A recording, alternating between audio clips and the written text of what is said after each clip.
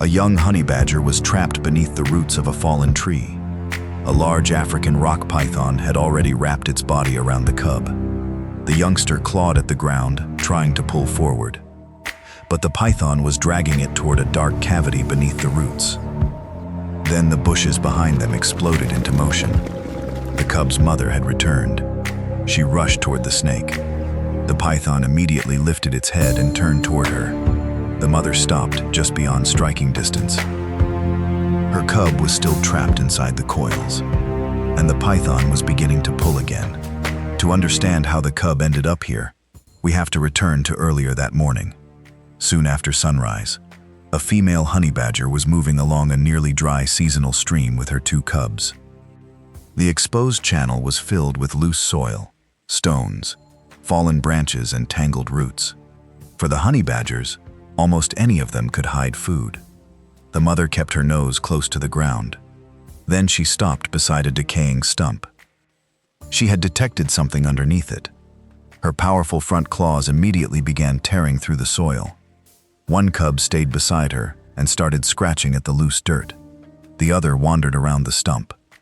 Then a small lizard moved between the roots. The cub followed. The lizard disappeared beneath a fallen branch. The youngster pushed farther into the vegetation. Within moments, the distance from its mother had increased. But beneath the leaves ahead, something else was waiting. A large African rock python lay almost motionless beside a fallen tree. Its patterned body blended with dry leaves, bark, and shadow. The snake did not need to pursue the cub. Its head shot from the leaves, but the cub jerked backward. The jaws closed on empty air. The youngster immediately ran around the fallen trunk. For a moment, it appeared to have escaped. But the python repositioned. The cub slowed when it could no longer see the snake. Back at the stump, the mother suddenly stopped digging. She raised her head. Only one cub was beside her. Then she heard movement beyond the bushes. The mother ran. When she reached the fallen tree, the python already had several coils around her cub. She charged toward them. The snake immediately turned its head.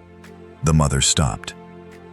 The nearest target was the python's body, but her cub was trapped inside those same coils. A reckless attack could make the situation worse. Instead, she moved sideways. The python's head followed her. She circled around the roots. The snake turned again.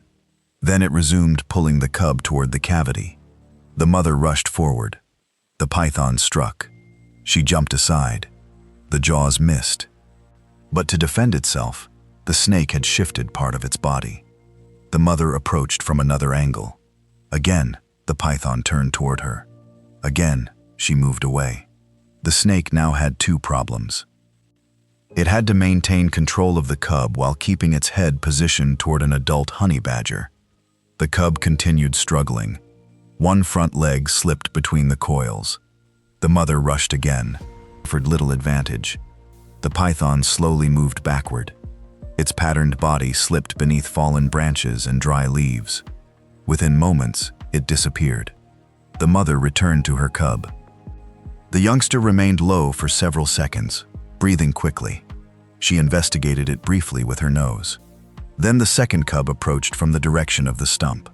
The mother led both youngsters away from the fallen tree. Later that morning, the family stopped beside another patch of exposed roots. The mother began digging again. This time, both cubs remained close. The python had failed, but its hunting strategy had nearly worked. It had remained hidden. Its second strike had connected. And once the first coils were established, the cub was already in serious trouble. What changed the encounter was the arrival of another dangerous animal. The mother did not need to overpower the python.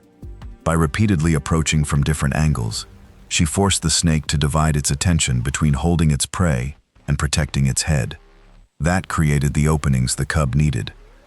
For an ambush predator, surprise can turn a few seconds into an enormous advantage. But once that surprise is lost, holding difficult prey may become more dangerous than letting it go. And for this young honey badger, resisting for just long enough gave its mother the time she needed to reach it.